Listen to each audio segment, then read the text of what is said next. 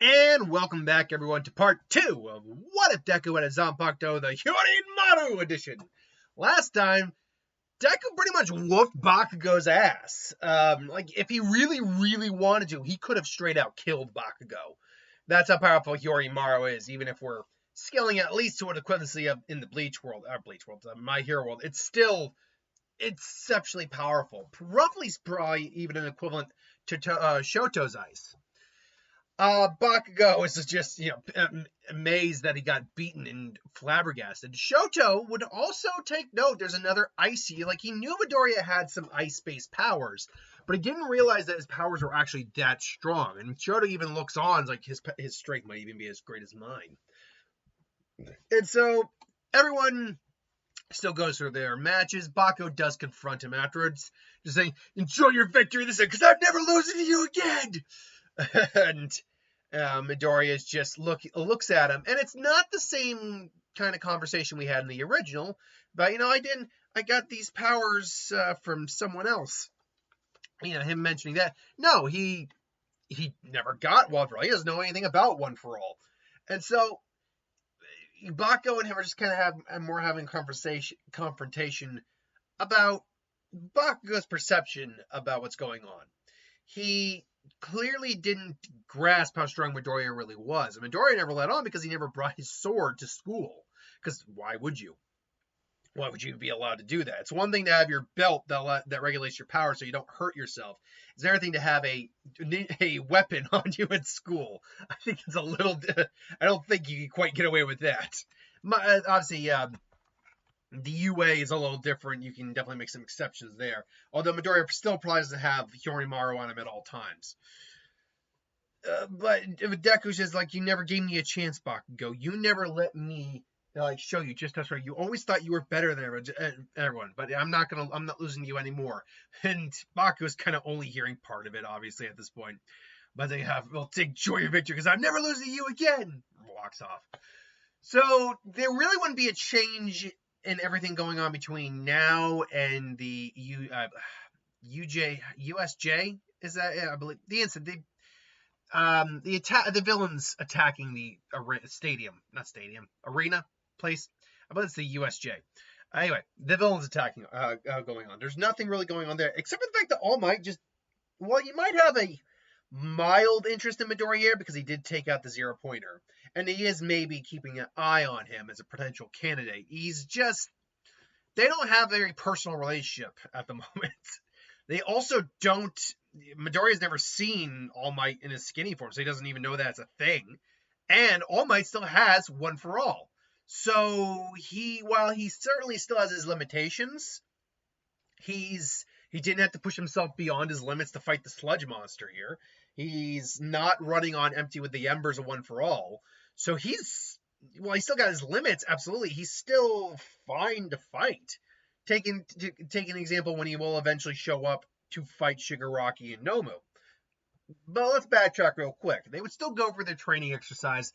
Shigaraki, Kurogiri all show up, send them all to the areas. And like as before, Deku gets sent with Mineta and Sue to the flood. Is it the flood area or was it just a lake area with a boat? Whatever. Point being, they're there, and the villains are coming in at him. Midoriya quickly realizes they don't know what our quirks are. Otherwise, they wouldn't have sent Sue here. And he just kind of draws the sword. They wouldn't have sent me here. And all of a sudden, Mineta and Asui are kind of like, really? It's like, whoa, Midoriya. Like, okay, guys, I'm going to give us an opening. Once you get it, you guys get out of here as fast as you can. Well, are you sure, Midoriya? Maybe we could. It's like, trust me, I got this. And Midoriya is confident. He's not cocky. He's confident because he's got the ability of ice. So in an area like this, oh yeah, if say Shoto had been sent here, they would have been effed. And likewise, Deku just kind of kicks himself off the boat, jumps right over the frozen heavens. Hyōrinmaru! And all of a sudden, the sky darkens in the stadium, and Baku's like, Deku, just hits another villain.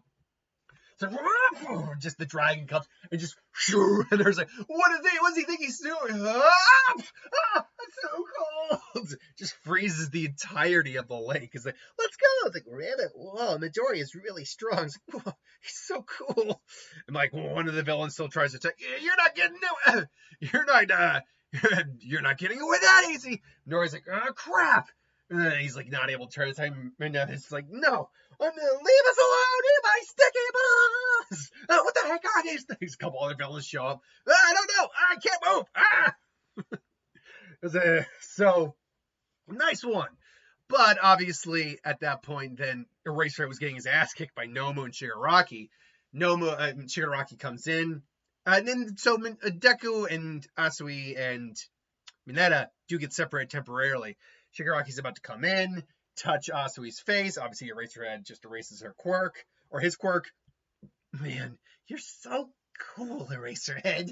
And just smack, and then he's about to go in again, but this time, ice comes, and his hand does get caught. What? It's like, you're not touching Sue. Asui, just call me Sue, Midoriya. It's like, oh, you're interesting, an ice power. You, from my understanding, you're 1 of 2 in this class, right? Oh, well, that's really interesting. But that's not going to be enough to stop me as the ice just literally decays off him.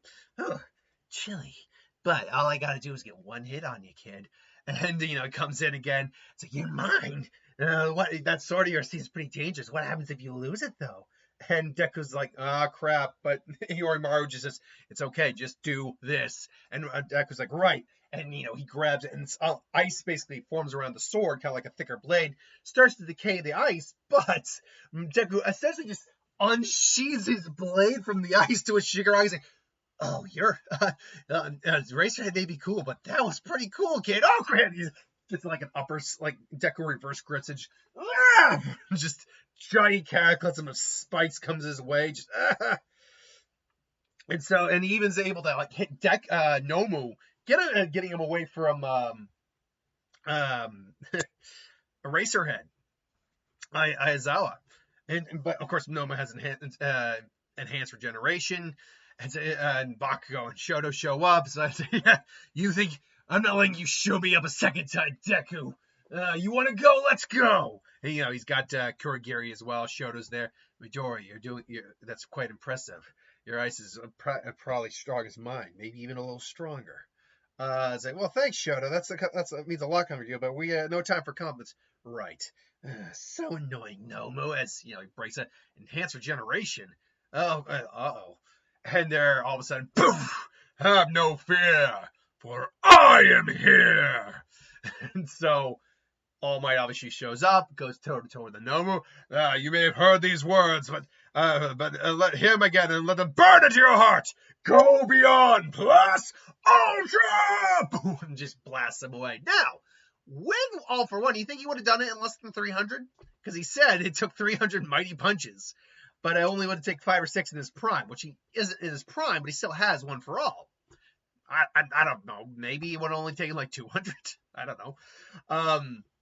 No, villain, it's just you and me. Now, All Might at this point in the original was completely out of time. He couldn't hold his form, hold his power anymore.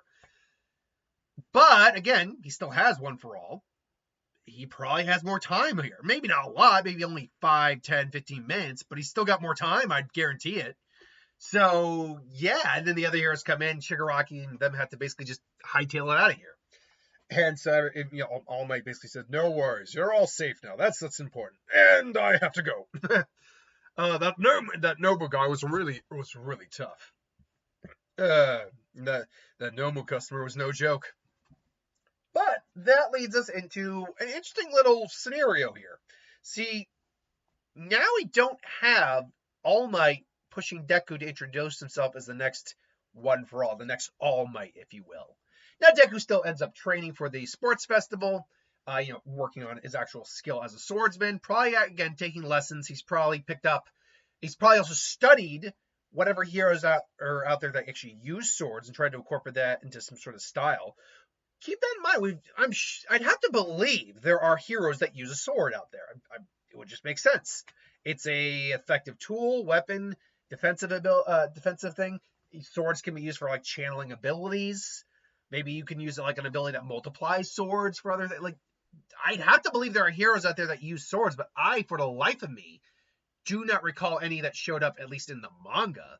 Maybe in some of the extended lore, or maybe in like some of the movies that I didn't watch, there were heroes that used swords. But let me know if I'm missing a hero that used a sword at all.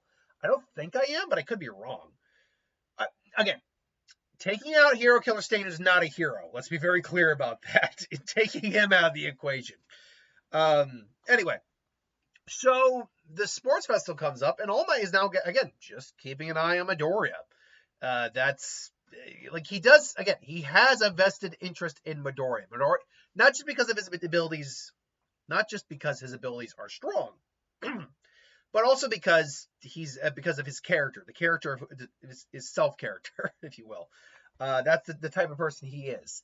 He's interested in that aspect of Midoriya more so than his actual quirk abilities.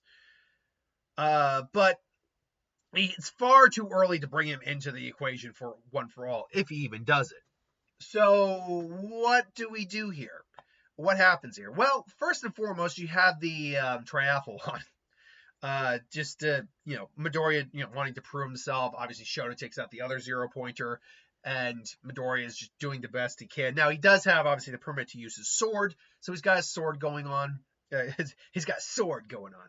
But he has to wonder, can I even use Hyōrinmaru to basically figure out a way to get the number first? And then he realizes, yeah, there is. It's like, right over the frozen heaven, Hyōrinmaru! Then he jumps and he lands and he just throws a dragon straight at the group, and the dragon just rushes past Shoto and Bakugo while bypassing the grenades. So the landmine, sorry.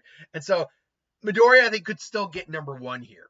However, that's not the bigger issue. The bigger issue is keeping that number 1 headband while doing the cavalry fight, which, if I remember correctly, it was him, Uraraka, if I'm not mistaken, Uraraka, Tokiyame, and, oh god, I always forget her name, but the support chick, is it Mei? Hatsumi? It might not be Mei Hatsumi. Mei Hatsumi? Yeah, it was Mei. Okay, it was Mei.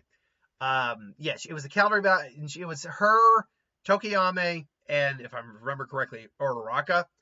If I am remembering that correctly, it's been a little bit since I reread that entire scenario, that entire not fight, but you know what I mean, that entire chapter, that little bit in the arc. Okay, so hold on. Let's see here. Again, is tries to use the jetpack. Okay, the cavalry match. Confronts her. She pitches to join the team. But the cavalry match not giving me actually who was on there. I believe it's Uraraka, her, Tokiyame, and Midoriya. That's who was on the team. Anyway, now, a difference here, though, is that Midoriya does, in fact, have a quirk curse of Hyōrinmaru, which, by the way, training nonstop for 2 weeks with Hyōrinmaru, God, say it enough times, it does get hard to say it after a while, especially when it's an elaborate name. It has increased his ice abilities. Like, he's no longer just can do it from his hands, he can kind of do it from his feet as well. He can freeze, like, he can now actually, like, produce, like, just a straight-out icicle attack. Just, he could actually shoot icicles like a kunai from his hand. Not like that, he can kind of do just, like, a solid stream of ice if he needs to, but it's a relatively weak stream. Well above something like, say, AC, but enough that, at best, he could create, like, what's the best way to put it? With one hand, he could do kind of like a frosting effect. It really wouldn't do much except to cool things down. With both hands, it's more like if you were to create dry ice in like one of those cups with an empty bottom, if you've ever seen them like at bars or something like that.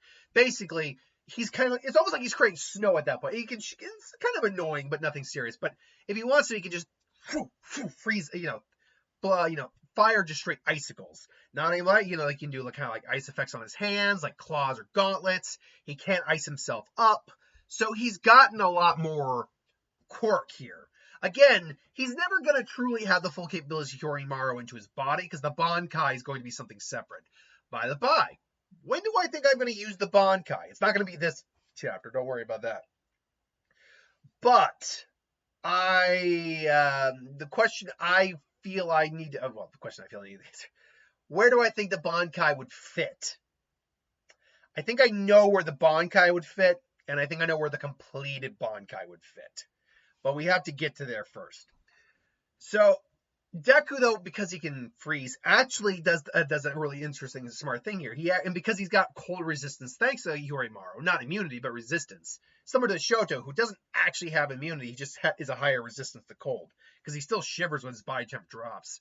So he actually freezes the number one headband to his head. Like, he actually freezes it.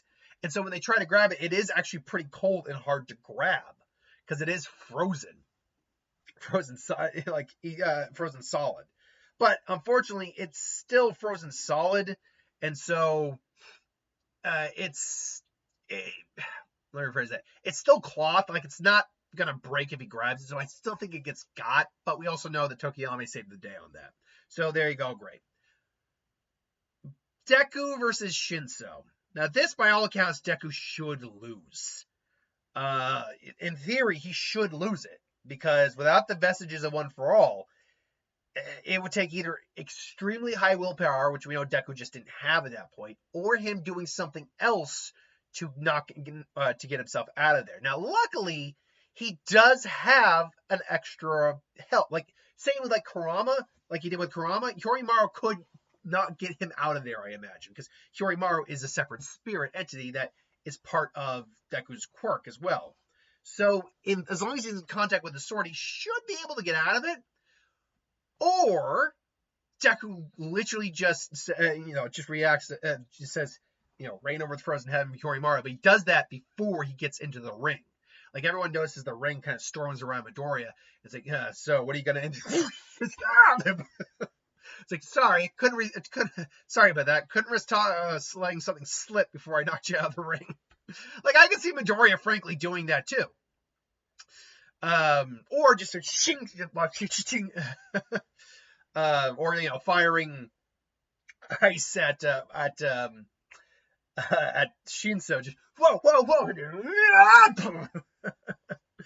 But either way, I actually think he would win here. By all accounts, he should lose without having something like the vestiges there. But because he has Hyōrinmaru there, and he's probably smart enough to make sure the sword is active before he actually fights, I think he would be able to get out of this scenario. Now, Endeavor. Does he approach Midoriya? I think he does still, because he is still fighting his son, and he's shown he's exceptionally powerful. So it's like, you're Endeavor. Hi. It's like, yes. You seem to have a similar quirk, and you have a quirk similar to that of my son's. Although you only have the ice half of it. My son is to be my successor. He is my greatest creation. I want you to push him to his limits. This is what I ask of you. It's like, and Midoriya just thinks on Shoto and his dad. It's like, Shoto's not you. I'm aware of it. No,